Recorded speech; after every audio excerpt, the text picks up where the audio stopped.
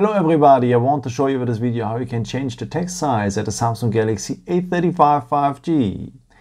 For that you will need the settings for. So just scroll down here and tap down here on the symbol for the settings.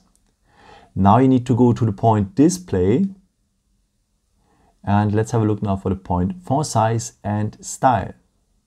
Okay, and here below you can change now the text size.